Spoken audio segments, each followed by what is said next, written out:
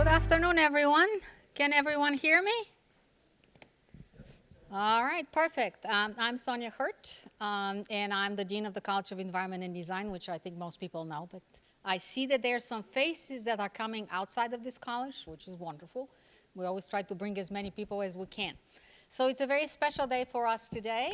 We are starting our spring lecture series, and I can't think of a more accomplished and wonderful lecturer to have than Professor Brent Ryan, who is currently a professor at MIT in urban design and public policy. And I just learned today that in addition to his many other responsibilities, he is also vice provost for space and facilities, correct? So he has a complicated other job. Now, Professor Ryan, I got to put my glasses here. His research focuses on the aesthetics and policies of contemporary urban design, particularly with respect to current and pressing issues like deindustrialization and climate change. Professor Ryan's first book, Design After Decline, was one of the best books, urban planning books in the year 2012. And his second book, The Largest Art, was published by MIT Press in 2017. So I just told Brent, the book is prominently displayed on my desk. If anyone wants it, it's there. However, Professor Ryan will be talking to us about his future book, which will be his third, on a very different topic. And I actually don't know a lot about it, so I'm really looking forward to. And I just also wanted to thank Brent, which I probably should have done much earlier, for actually saving me from the Journal of Planning History, because I stopped being the journal editor and he took it on. So he opened some time for me. So thank you for this, among many other things. Again, we are very honored to have him, so let's give him a warm welcome.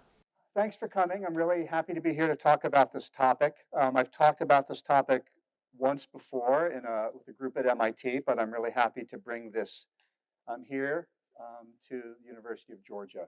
I really appreciate the invitation. It's much warmer here than it is in Boston, but equally sunny. We're getting sun up in Boston, which is amazing this time of year. It's usually cloudy for weeks on end. So I traveled down in sun. I had a perfect trip down. It's been a great trip so far, and I'm excited to talk about this. As Dean Hurt said, this is a book project. What that means is that, especially for a faculty member, it means it takes a long time for this to happen. So I've been looking at these travel guides. I'm going to talk to some extent about travel guides, maybe a weird topic in the design world, but I've been interested in these travel guides for maybe 15 years, but I was just interested in them as books. I wasn't interested in them for their relationship to topics that I worked with as a professional, as an academic, as a researcher. Things like urban design, things like globalization, post-colonialism, topics that affect the world of design and the world of urban planning. But I hadn't really put it all together really until last year. And then since last year, I've been getting very excited about how these books shed or cast a light on topics I think that are really relevant to us today in a world that is, we already consider the world to be globalized to some extent, but it's globalizing further. Tourism is a very, very powerful force in the world today. And I was saying to Dean Hurt that in a sense, we're all tourists. I think we've all been tourists in one way or another, whether that's local tourists or interstate tourists or international tourists. You go down to Mexico, you probably go down as a tourist. If you're going to Cancun, you're definitely a tourist. Or you visit Europe and get on that Eurail pass, maybe sometimes when you're in college you do that. We've all been tourists at one time or another. Well, tourism is a powerful force, and tourism has been a powerful force in the world for 200 years. And so my talk's going to get into that a little bit and about the relationship between tourism and the design of cities and the design of architectural projects and landscapes, the way that cities and countries see themselves in the world and actually shape themselves in a way to speak to tourists. It's actually been happening for a long time. And as I started looking at these books more, I got very interested in this interrelationship, which I will talk about at some length. So what we're seeing here on the splash page are about 6 or so tourist guidebooks. They date from about, let's see, maybe the oldest one is from 1860, and the newest one would be from about 1960. So that's not to say that this is a purely historical talk, because I think the issues that this talk will raise and that this book will be about are absolutely relevant today. But I'm starting with these books that date as far back as almost 200 years ago, the 1840s, 1830s, when, believe it or not, there were a lot of tourists and there were tourist guidebooks being published that long ago. So we're seeing just a sampling of some of these books that I'll explain some of the ways in which these books talk about tourism and the relationship between the tourist and the city a little bit more. So this is my big question. What do these tourist guidebooks tell us about the relationship of urbanism? And I use urbanism in the broadest sense. Urbanism can mean living in cities, it can mean designing cities, it can mean planning of cities. It really just means city life and cityness. What can these tourist guidebooks tell us about the relationship of urbanism to this thing called the global imaginary? Now, that's not my term. I'll give some references for that. But it's an interesting concept to use because the term global imaginary implies that cities and countries see themselves in relationship to a larger world. Now, that relationship can vary widely according to political regimes and time and place, as we'll see. I'll do a short history of the world in one slide in a little bit. But when the history of the world in one slide, you'll see that so many different things have happened in the past 200 years. And so, of course, there are so many different relationships that countries have had to this idea of the global imaginary. But I'm interested in this question in particular, and this is the question that's animating my research. So this is a bookshelf that shows a kind of sampling of travel guides that they're from many different countries, many different publishers, and many different eras, but mainly the 19th and going through the middle of the 20th century. And when you start to see how many of these different guidebooks there are, it's incredible to see how powerful a force tourism has been in so many places. And tourists, of course, have served many purposes in addition to being tourists. So that's something that the tourist might be uncomfortable with, but a tourist is a force of globalization. A tourist has been a force of colonialism and imperialism and other things during this period. So this is the broad thesis of my talk and of the book, that if we look at a tourist guidebook, and you can take a Lonely Planet guide today and maybe think about Lonely Planet, or I don't know, Fodor's, or some of the brands that we may be familiar with today. Although tourist guidebooks, to some extent, are also falling out of fashion, which is something that I'll get to a little bit. Let's say when there were tourist guidebooks, and believe it or not, if you think that there aren't any, there are still, but sales have decreased in the last 10 or 15 years for reasons we all probably can imagine. Tourist guidebooks, the maps within those, and the maps are sometimes very beautiful. I'm going to show you some beautiful maps, and I was seduced. I love maps and visuals of cities. Seduced by the beautiful maps that I found in these. Really, really artistic and quite complex. I think in some ways I'm not ashamed to say more beautiful than we would make today. The maps and the narratives about cities within them, and the urban projects that are talked about within those books, they reflect the city's efforts to connect to the global imaginary through a process that has been called worlding. Now you could say worlding, is that really a verb, to world? World is a noun, but it's been used as a verb, and worlding has also been used as, I guess that's a gerund or something, as a process. Well, the urban projects are also important. Now, an urban project can be many different things. It can be a building, it can be a park, it can be a district of a city, those are all in some kind of interrelationship. And I think in a school such as yours, you'll understand that interrelationship from the maps I see on the wall that show landscapes, buildings, and districts together. It's an area that a lot of us think about.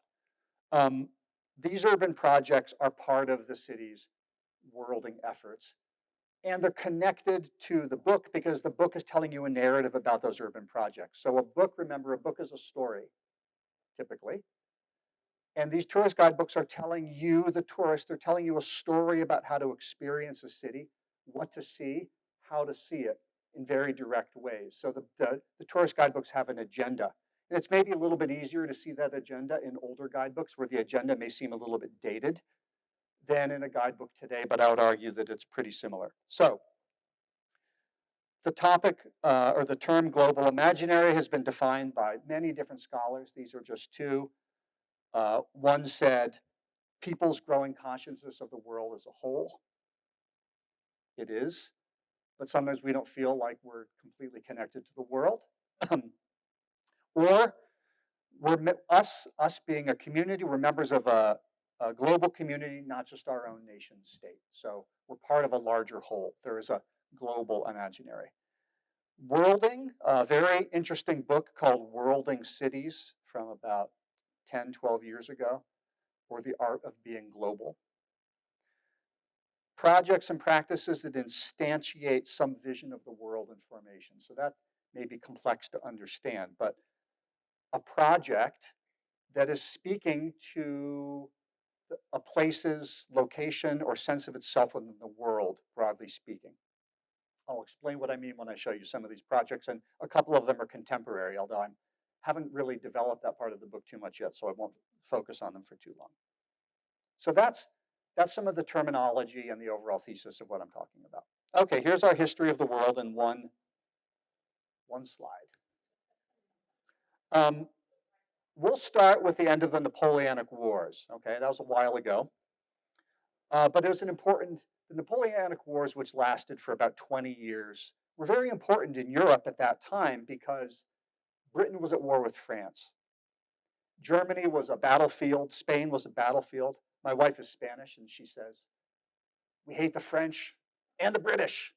The British because the British sank all of the galleons, right? There was this history of Spain bringing gold. That was a long time ago. And then France invaded Spain and looted it. And so you visit many churches in Spain. They've all just been, they say, destroyed by the French in 1805. Anyway, Europe was at war. Not the last European war, but it was a time at which it was impossible basically to travel. So that's one thesis that we see throughout this history of the world. Tourists do not travel to places where there's a war. So this is obviously affecting us today. As we know, we will not, many of you are probably not planning a trip to Russia in the near future or to Ukraine, where really you're not even allowed to travel because they're at war. So when the Napoleonic Wars ended, Britons were rich. They were very rich. Britain was a rich country. Without going into the history of industrialization, Britain industrialized very early. A lot of British were privateers during the Napoleonic Wars. If you're a fan of Jane Austen books and you read between the lines, there's some privateering, which basically means piracy. So British were allowed to go out and rob countries with which they were at war, which conveniently included Spain and France at that time. And of course, Britain was well into its era of colonialism and exploiting, some would say looting, stealing from other countries like India, the West Indies, to bring resources back. What happens? In 1820, a woman named Mariana Stark, who was a sort of woman of means, issues her first European guidebook, and she says, Britons, the war is over. Let's travel to the continent. The continent meaning, after Brexit, that's the EU, like that part of Europe that's not part of Britain.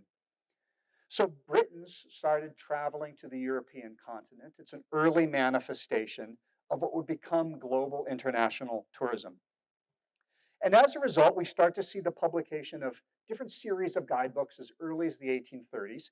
Capitalism, of course, takes advantage of a vacuum.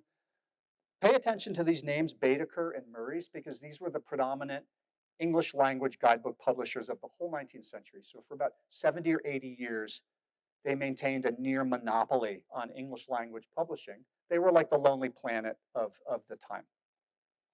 They begin publishing in the 1830s. It's a sustained peace, right? Britain and France never really went to war again. So that war was over. It's been easy for people from the UK to travel to France, Italy since that time. So this intra-European travel starts becoming easier. As we go on, different global events mark an expansion of tourism within the world. Now, something else that's happening that is not stated explicitly here, but it's a theme of tourism, it's a theme of guidebooks, and it's a theme of urbanism in general, is the development of technology. So anytime you fly, I notice this. Now, I'm a little bit older, so it seems even weirder to me, but I see people, it looks like looks like a student just got out of class and like there they go on the plane and they're going off for a 2-week vacation. I'm like, really? Like, you don't even look prepared to be traveling. People take travel so casually today. It's a great privilege. Let's not mince words. It's a privilege to be able to travel at low cost, easily, and safely. This has not been the case in global history, but it started to become the case more in the 19th century as more people started having money. Now, travel is also to some extent a province of the elite, right? Not everyone gets to travel to Japan, for example. It's expensive. But industrialization is creating something called a middle class. So as the middle class grows, technology increases.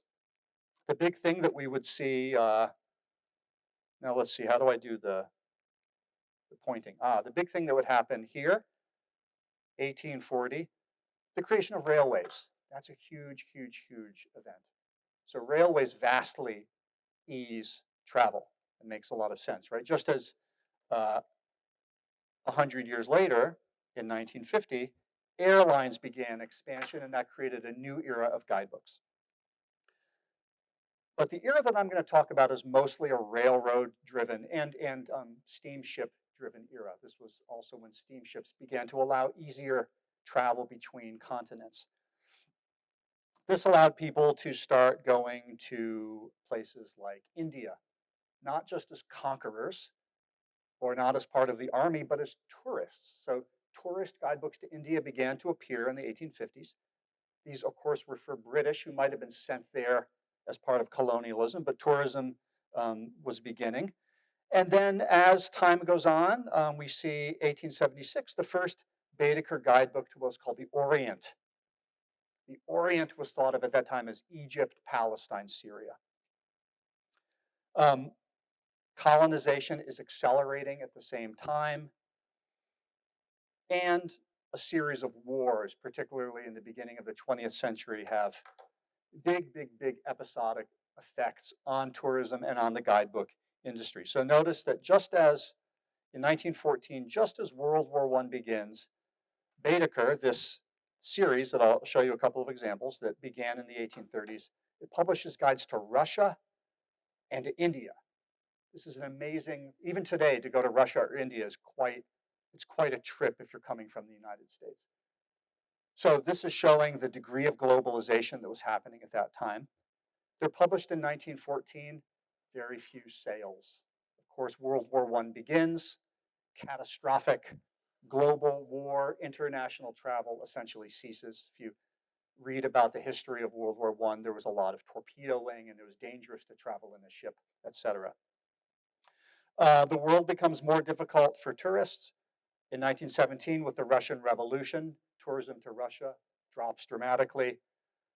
Different events, such as the collapse of many empires in World War I, the rise of the Nazis in Germany, and of course, the Nazis bringing about World War II, and the beginning of World War II, the end of World War II and decolonization. We're now well into the 20th century. The early 20th century was a very disruptive period for tourism. So a lot of the tourism that I'm going to talk about is a pre-World War I tourism. And then post-World War I with many changes, especially post-revolutionary tourism and post-colonial tourism, because as early as the 1950s, decolonization accelerates. In the wake of World War II, if you've studied the history of the developing world, Indonesia becomes independent, India becomes independent in the 1940s. Indochina, which is today Vietnam and Cambodia, fighting for independence at this time. And by the 1960s, almost all of the former European colonies have achieved independence. That's a spur to tourism. It's also, to some extent, a restriction of tourism because of the many wars that occurred in the post-colonial context. By 1980, we even see tourism happening in the Soviet Union. Soviet Union is near the end of its life, but the worst period of the Soviet Union is over at that point. And ending our short history, around 2010, guidebook sales begin decreasing due to the internet. Many types of books experienced catastrophic decreases in sales right around 2010, 2011, with the rise of the smartphone, the increase in broadband internet, and the increase in internet speed that made it easier to stream, access the web rather than having to buy CD-ROMs and all of that kind of stuff. CD-ROMs also started to become obsolete. So I was reading about Encyclopedia Britannica, which actually stopped printing in 2011, and they said in the last year they sold 5,000 copies globally or something. No one's buying 26 volumes of an encyclopedia. What a waste of space, and it's heavy. By the way, it costs thousands of dollars, and Wikipedia is free. So when I told my half-sister, she's 20 years younger than me, I told her I was writing about guidebooks. She said, guidebooks? I don't use that. I just, I look on TripAdvisor. I just kind of figure it out as I go. So this also began to change tourism in a lot of ways, in ways that I think we don't fully understand yet. And that'll probably be, in some ways, the conclusion of my book. Does it mean the death of the guidebook and the death of all of the things I'm talking about? Maybe, but it doesn't mean the death of worlding. It doesn't mean the death of a city's imaging itself, creating a vision of itself in the world through global projects. So very quickly, a few examples of different types of tourism that these books spoke to. Probably the best known, if you think of the 19th century, is intra-European tourism. Italy, very popular destination in the 19th century. If you're a fan of E.M. Forster, you've seen this rather sentimental, but I think very sweet movie from the 80s, A Room with a View, with a very early appearance of Helena Bonham Carter. I think it might have been her first film. They're holding Baedekers in these screenshots because they were bourgeois, upper middle class or upper class Britons visiting Italy in 1908. That's when the story's set. And here, one of the characters is saying to the others, they're lost. And she says, oh, it's okay, I'll pull out my Baedeker. And she says, you will not use your Baedeker. You need to experience the city on your own. So this was a kind of a critique of, I think, tourist guidebooks, and it's been a critique of guided tours as long as they've existed. That when you travel, do you want to experience the city on your own, or do you want to experience it as someone's telling you you can experience it? Well, my guess would be when you're younger, you're a little bit more willing to wing it. And I see as people sort of mature in life, they say, I don't know, I don't want to deal with the hassle. I might not like the hotel. Like I had a friend who went to Barcelona and they said, the first 3 hotels were awful. 4th one was great. And I thought, I would never deal with that. Like, I don't want to go, I want the first one to be good. So people are willing to use guidebooks and tourist agencies to shape their travel. So this is a tension that I think has persisted. It's very interesting. It makes this seem very current in a way. That even the chapter was called In Santa Croce with No Baedeker. That's one of the chapters. And of course, what happens to Helena Bonham Carter when she's in Italy? She finds love. This is the theme of travel, that you go somewhere to be outside yourself, to meet someone else, to have a special experience. That's not what I'm going to talk about, but this is what happens in the book. Whether that happens or not, you can look into your own personal history and say, did that happen to me when I went to Cancun? I don't know. I don't want to know, but sometimes that happens. Intercontinental tourism is also a major theme of tourism in this era. So here we have a German language guide to North America and an English language guide to Berlin. So Baedeker is publishing these books for Germans visiting the United States. The United States Baedeker, the last edition, was from 1909. It's a fascinating historical document, what it says about the Europeans' understanding of Americans. It says Americans they don't like to talk about social class, so don't pretend that you're like richer than an American. It won't work well. There's many curious bits of advice in these books, but also English language, whether from Britain or the United States, were traveling to Germany. So Baedeker, as part of its successful model, was publishing in multiple languages. It published in 3 languages, in fact, German, French, and English, for respective tourists traveling to different countries. So you'll find French guidebooks to North America, et cetera, during this time. Intercontinental tourism is another theme. Then there's what we might call endogenous or intranational tourism. This is maybe the first, the oldest, and the most persistent form of tourism for obvious reasons, which you can imagine. If you don't have the resources, you'll travel close to home. If you don't have the time, you'll travel close to home. Or if you can't travel outside your country, you'll travel within your country. And this is why some large percentage of Americans don't have passports. Even today, when you need a passport to go to Cancun, I figure something like 30 or 40%, I think, of Americans don't have passports. Because the United States is big, well, there's lots of things to see here. I myself, as a child, we never left the United States. We would go driving and camping, et cetera, et cetera. Well, I later realized my parents didn't have the money to take me to Mexico. I didn't care. I was 12. Guidebooks this has always been their first market. So with Baedeker, their earliest guides are to Germany itself, and then during difficult periods in German history. Note that this is a guide published during World War II. So this is Nazi Germany. The guidebook company is trying to survive during World War II. They're publishing guide. Germans couldn't go anywhere. They were at war with the whole world, right, and losing. So the world of Nazi Germany is shrinking in 1943. This is right before the British, in revenge for the Luftwaffe bombing Britain, decided to bomb Leipzig, and they destroyed the entire Baedeker plant, and they destroyed the plates of all the books, so all of the books were destroyed. So that was the end of Baedeker for quite a few years. But this is another theme of tourism. And it happens in many different countries. These are actually guides for Russians to visit Russia before the Russian Revolution, following the model of Baedeker.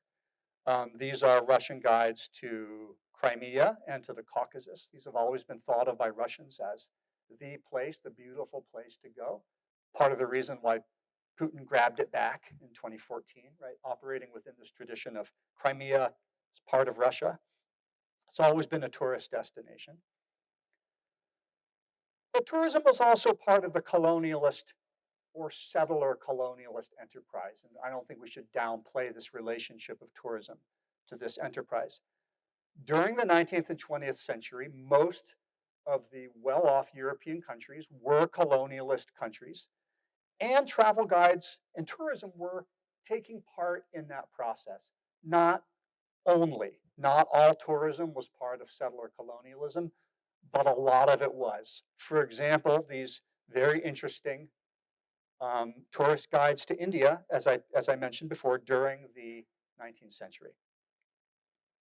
Or for the French too were doing the same thing. Settler tourism in what was called Indochina, today 3 different independent countries. They're saying, come here as a tourist and maybe you'll stay. You'll stay as a settler colonialist, like Marguerite Duras, the French novelist who lived in Indochina in the 1930s as a settler and later moved back to France. She hated it, but she wrote many of her great books, The Lover, etc., about her time in Indochina. Today, we would say maybe this would be like urban nomad. Urban nomads are the kind of new settler. So a lot of people want to move to foreign countries to kind of stay there. Portugal, Spain, different countries that are attractive to people who can work remotely. It's not colonialism, it's not settler colonialism, although some people would say they see overtones of that in these power relationships. Very interesting theme of tourism is pre and post revolutionary tourism. Guides to Russia, for example, pre revolution. And then by 1937, the Soviet Union, amazingly, is promoting tourism. Stalinist Russia is actually promoting tourism to the extent that they published English language tourism books. I don't know how many of these they sold, but I guess some people were going as tourists during that time. And of course, also to promote, people were going to sympathize with communism and to promote the power of communism at that time. We see these guidebooks in both colonial and in post-colonial contexts as well. And when we get to post-colonial tourism, we really get to, I think, a fuller version of worlding. So I want to be clear that these guidebooks, although in some cases they started as a European creation and as an imposition of European power, a lot of them were just for commercial travelers to Europe. Some of them were part of a very negative power relationship, part of colonialism. But then you see when countries become independent, the guidebooks continue. And all of a sudden, they're post-colonial guidebooks promoting tourism for many of the very same reasons, just with a kind of a new message. So this is an interesting pair of guidebooks because it's a 19th century British guidebook to Ireland. Ireland was, in essence, a colony of Britain at that time. The back of this book is, which I should have shown you but didn't, it's interesting. It shows a map and it shows the ferry route from Britain to Ireland and then the trains that the British would use to ride around in Ireland. But then look at the guidebook produced in partnership with the Irish, what's called the Irish Free State by 1932. Beautiful book showing this splendid Celtic art, Irish language. You see many of the qualities of post-colonial countries manifested in this guidebook, which is a rebirth of indigenous culture, a rebirth of indigenous language, a promotion of things that are special about the country, not imposed. However, look, it's actually it's an official handbook. The book is in English. So this is something Ireland deals with to this day, that the colonial language is the language of the country. And as we move into the 20th century, we get more into this era of worlding tourism. Books that say, just like the cities and the projects say, we are here. So a guide to Iran, a guide to Thailand, neither colonized, but coming out with guidebooks that announce their presence in the world and also wanting to attract tourists. Similarly with Turkey, post imperial Turkey. Okay, I want to move through the books and start talking about a couple of cities. Another interesting piece of the world that'll probably be part of the book is South America. And I was amazed to find, these are called Baedekers. This is actually copyright infringement. They were stealing the name because the term Baedeker became so popular, it became known as a guidebook. That's like Kleenex. There are many of these terms. They, I don't know, Xerox, right? iPhone, right? They become terms for the thing itself. So Baedeker became a term for a guidebook. And sure enough, Argentina and Chile, which at the turn of the 20th century were in a very active worlding period, they fell out of that period during most of the 20th century. But they were in a very active worlding process because of the rise of growth of commodities, the export of agricultural activities. Both of them publish guidebooks for Europeans. Long way to South America during that time. But amazingly, there was a market for guidebooks. And this Baedeker of the Argentine Republic, published in 3 languages again. Much more of a sense of globalization than you would expect during that time. Well, here are non-Western guidebooks. Before you say, okay, guidebooks are sort of a process of the West imposing its power on the rest of the world. These are guidebooks published by the government of Japan before World War I. These are very beautiful books. If you've ever seen Japanese books, there's a real sense of, I don't know, precision, real beauty to the way books are designed in Japan, I think to this day. Japanese government, the Japanese railway company, publishing guides to parts of Asia where Japan had its eye as an imperialist power, because Japan, of course, itself became imperialist. So here they're saying, we are here. Notice the books are in English. The books are doing two things. They're saying, we are here. Come visit us. Come visit Japan. But also come visit these parts of the world where Japan sees itself expanding. As you may know, during the early 20th century, Japan would occupy, chosen is today's Korea, occupied Korea for decades, the area of China called Manchuria, and occupied much of China during World War II. Let's move into how these guidebooks provide a window on cities and on urban projects. And I'll talk about two cities briefly. I'll end up talking about Egypt and the city of Cairo, and Greece and the city of Athens. These guidebooks are a real window on cities and on the design of cities and on the way that cities were at the time. This is an example from the Japanese Railway Guide to China. So the next three slides, you see just how these books were constructed. You see that the map is made on this very fine paper and it's folded up. The map unfolds almost like a piece of origami, and ultimately the map becomes this quite large, extensive piece of paper, folded in quite a complex way, showing a beautiful map of Beijing or Peking in 1914. So sometimes if you look on the internet, you'll find if you're looking for historic maps, the best maps of the period are actually from these guidebooks. They're amazing historic resources and guides to built environments that to some extent have changed dramatically. In this case, Beijing, I find this one of the most beautiful of the maps in all of these books. So let's move back to our central investigation that we're thinking about as urbanists. If guidebooks are in fact a vector for urbanism, then how are urban projects both represented and how are they informed or how are they altered by the guidebook? And then how do these projects relate to this larger concept of worlding in the global imaginary?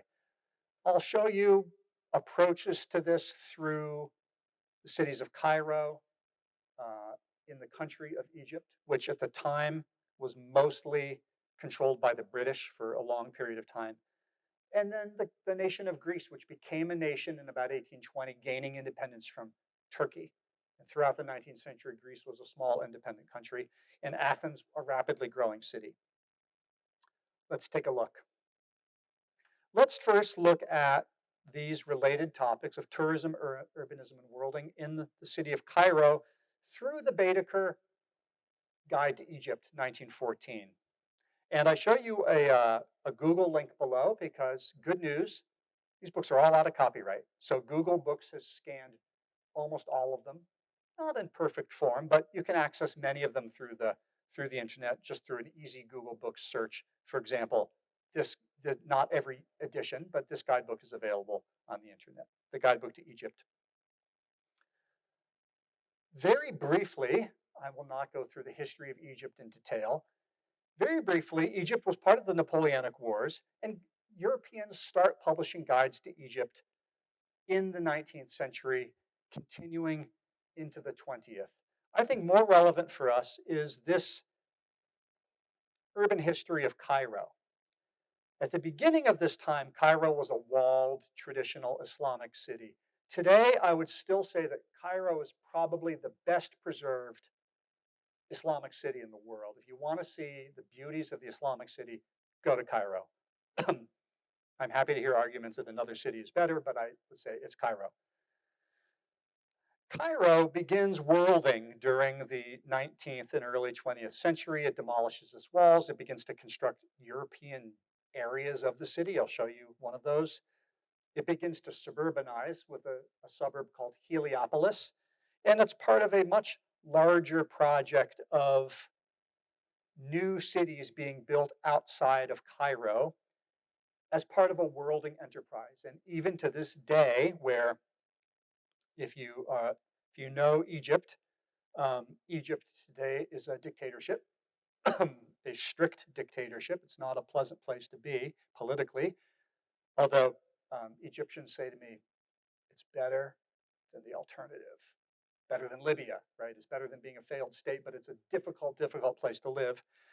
Today, Egypt is engaged in the construction of a place called New Cairo. It's a very active place of urban construction where the government of Egypt is building an entire new capital, really to move government buildings outside of Cairo entirely. And if you are familiar with what I would call the second Egyptian revolution of 2011, not so long ago, you'll know why, because all of the protests occurred in the center of Cairo.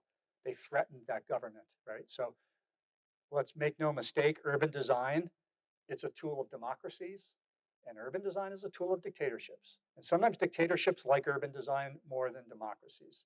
It's an unfortunate reality. In this case, urban design is a friend of the Egyptian dictatorship in order to relocate the government. This is also happening in Beijing, China at this time.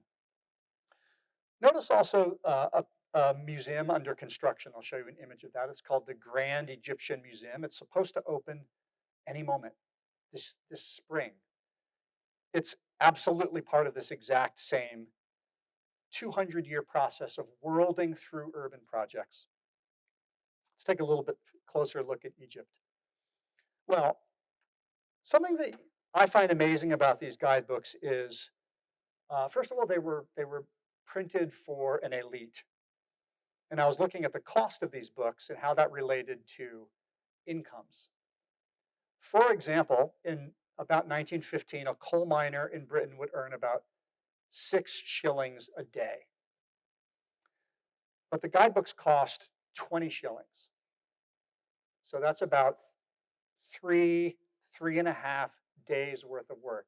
If you were to just bring that to the present day, even if you were to take minimum wage, which I've heard no one works at minimum wage anymore, you can tell me if that's true or not. But let's say you're making $10 an hour, that's 80, 100, that's $200 for, and that's at a minimum wage salary. So you get a sense of these books were way out of price of the industrial laborer. These were not for the working class. These were for the upper class to travel. The books were expensive. And they assumed you were traveling for some time. So this Baedeker, for example, contains language lessons. You have time, presumably, as a traveler in Egypt, to learn both the ancient Egyptian language and the Arabic language. There are detailed tutorials on both of these. And they begin to take you into the world you're going to see with what are extremely detailed architectural plans, both the Egyptian Museum, where King Tut's relics are held today. This is one of the principal mosques of Egypt. And they're introducing you to, of course, the colonialist vision of the other. And Egypt was very popular among Europeans for this reason. They said, the books say, if you want to see something exotic, go to Egypt and you'll see it. So tourists, for better or for worse, travel. Sometimes they travel to see the familiar, and sometimes they travel to see the exotic. But really, tourists want to have both. They want to experience the familiar and be comfortable, but also experience the exotic. And what you see in terms of urbanism in Cairo and the urban projects exactly speak to that contradictory nature of the tourist. So Cairo at this time is between two worlds. It's a walled Islamic city in 1839 that by 1914 is beginning to become a worlding city. And we'll look in a little bit more detail at this district here, which is called the Ezbekiya Square area. This square, in terms of urban history, was it was a lake from the overflow of the Nile. So the Nile River used to flow directly to the to the west of Cairo. It's moved a little bit further to the west. If you know the ecological history of the Nile would flood every year and it would flow back and forth, flood a lot. 1960s, the Grand Aswan Dam stops that forever. The Nile is now controlled. And here it is, safely to the west in 1914, leaving room for a new district. So here's urbanism as a result of engineering capacity and as a result of control of nature. So Ezbekia Square becomes a garden in the late 19th, early 20th century with a series of Western buildings around it. Ezbekia Square is essentially like a kind of landing pad. If you imagine the tourist as a helicopter landing in an Islamic city, it's even shaped like a helicopter landing pad. You are landing in Ezbekia Square. You are staying in the hotel, either in Shepherd's Hotel here or the Hotel Continental. You're going to the opera. You're maybe strolling down a little bit of this boulevard. Maybe you're walking around some of these blocks that look quite suburban. You are experiencing a European city that feels familiar to you and is giving you the things you need as a tourist. You're not ready, maybe, to be um, living quite this life of the traditional Islamic city. So Egypt is building these urban districts in order to world itself, to make itself appealing and attractive to tourists. And the Baedeker follows that. So the Baedeker to Cairo begins and says, of course you will start in Ezbekia Square. It will be the most familiar to you. Here you will see the opera, these Western buildings. Once you've accustomed yourself, then you can sort of go and start to experience the more foreign parts of Egypt. If you look at postcards, they show this duality. We see postcards that show what would be absolutely what you would call an Orientalist vision of the world, mosques, and postcards that if they didn't say Cairo, you wouldn't even know that it wasn't. They're showing the modern buildings. These postcards are as popular as these ones. So tourists are sending postcards home and saying, here's where I'm staying. When you used to send postcards, now you would take an Instagram, right? You say, here's where I'm staying. They're built to provide that sense of familiarity. These are the worlding projects in Cairo. More. In the 1940s, Cairo, a certain period in its history, it's a very prosperous city at that time. Some said at that time one of the most beautiful cities in the world, had built itself up to a level that you would say this is a European city. You cannot tell from the photograph that it isn't. The worlding, in a sense, is complete. Right? When your city has become indistinguishable from the vision of the global, which some people would say Dubai or Singapore today are reached that level, the worlding, in a sense, is complete. And yet that worlding continues today, in part because of the rest of Cairo's 20th century history. As I mentioned, the Grand Egyptian Museum, in a very literal way, pointing at the pyramids. Pharaonic Egypt is a popular destination today, more so than Islamic Egypt, I would say. And so the Great Egyptian Museum moves out to the suburbs to be adjacent to those pyramids. And as I mentioned before, the perpetual expansion of Cairo, each of them more global than the last. And of course, New Cairo today, when you look at the advertisements for it, what is it? It's sustainable, it's pedestrian friendly, it's this, it's that, it's everything you would expect from maybe if you were to live in a new neighborhood outside of Atlanta, say, it would be the same. They're saying it's the same, whether it's the same or not, we don't know. Similarly with Athens, and I'll just go through Athens very quickly. Although we wouldn't perceive it today, Greece in 1820 was not understood as a European country. Greece was understood as part of the Orient. And you see it in the representations of Greece from that time. This is a picture of Athens showing both a bazaar that looks much like the bazaars of Cairo, and it's showing the Parthenon, but in front of it, a minaret of a mosque. So it's an interesting vision of Greece. This is not the image that Greece wanted to project in the era after independence for many reasons. Greece wanted to become part of Europe, and Greece wanted to be a Christian country, not a Muslim country. So the way in which Athens is depicted and the way in which Athens develops over the course of the 20th century are a part of this explicit desire to be closer to Europe and even to be a part of Europe. That dialogue today is found in other parts of Eastern Europe, right? The dialogue, the reason there's a war in Ukraine. Why? Because Ukraine said, we want to be part of NATO. We want to be part of Europe.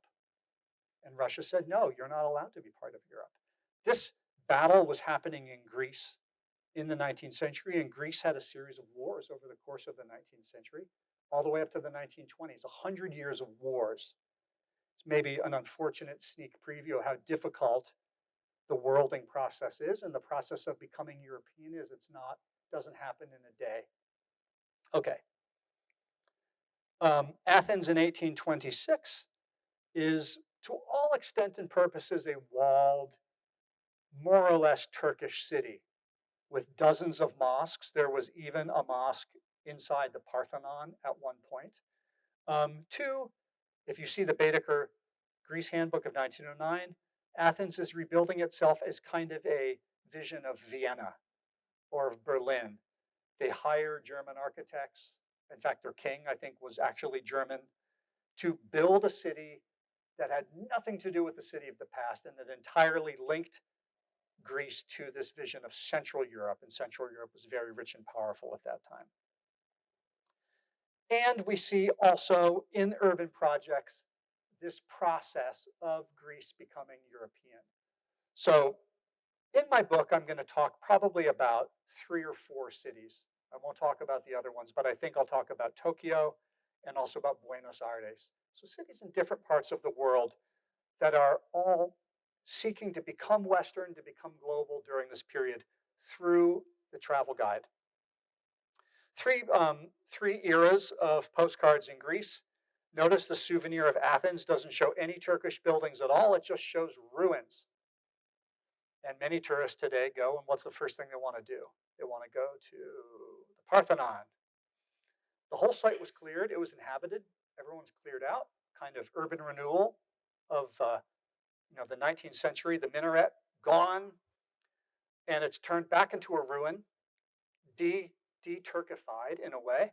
And in the early 2000s, the Parthenon Museum, another worlding project designed by Bernard Tschumi, constructed directly adjacent to the Acropolis, just like the Grand Egyptian Museum, directly adjacent to the pyramids. It's architecture participating in worlding and saying, you're here to see this attraction.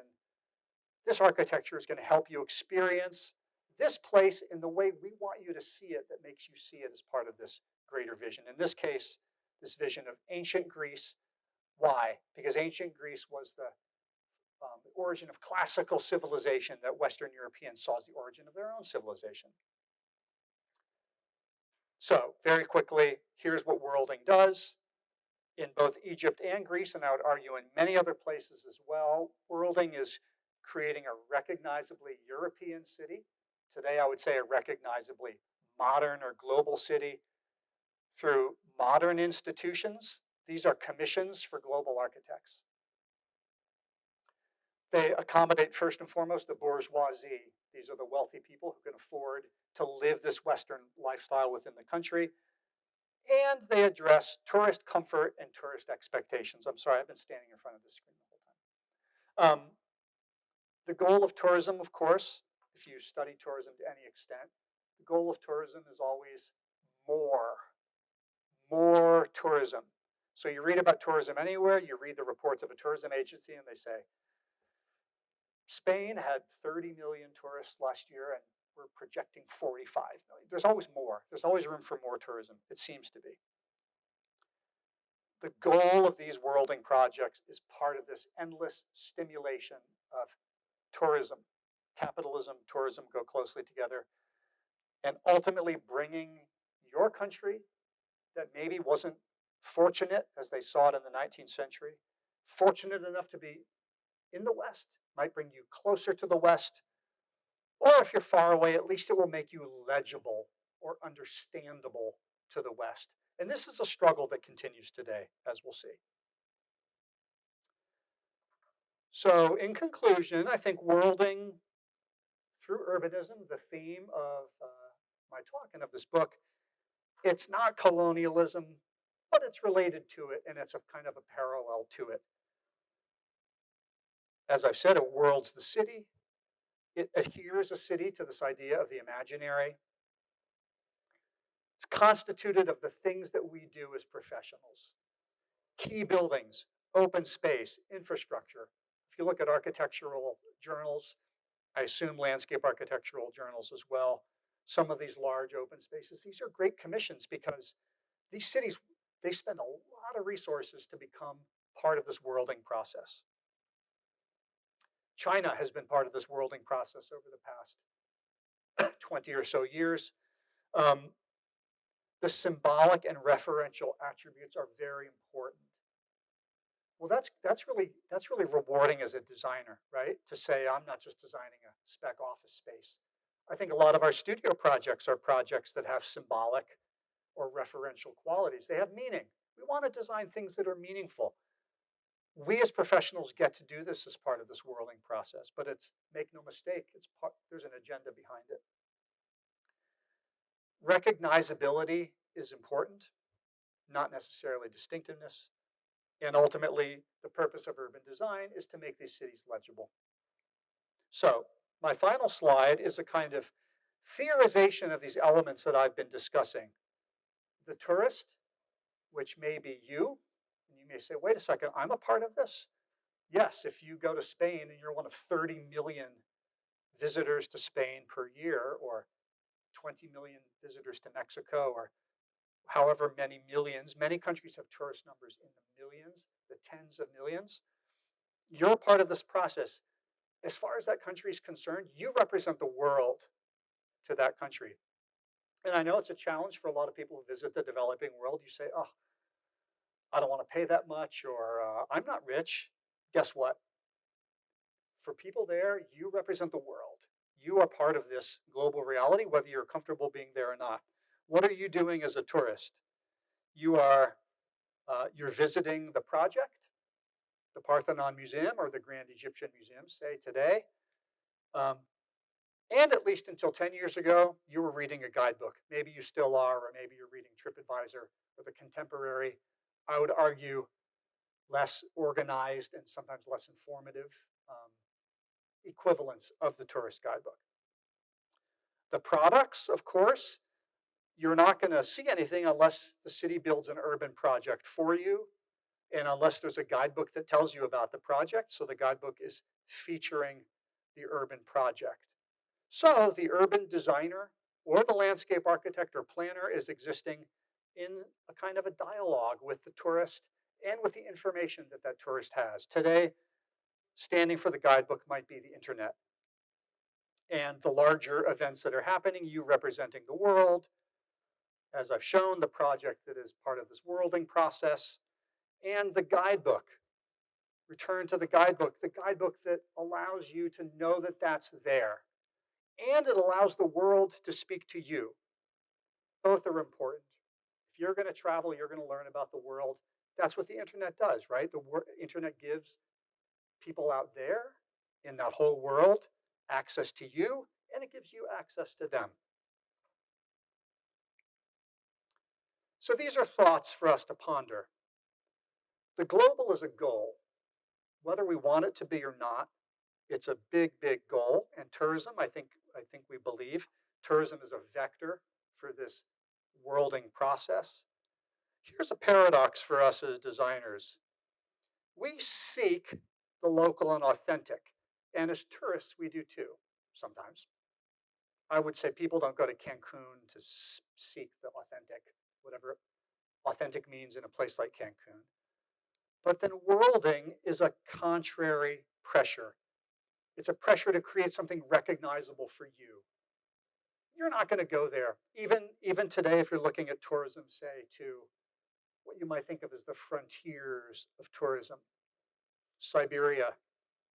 There is tourism to Siberia, not a lot. I visited Siberia once and they said, come visit our innovation district. I thought, oh, they're worlding. They're part of it. They want to be recognizable.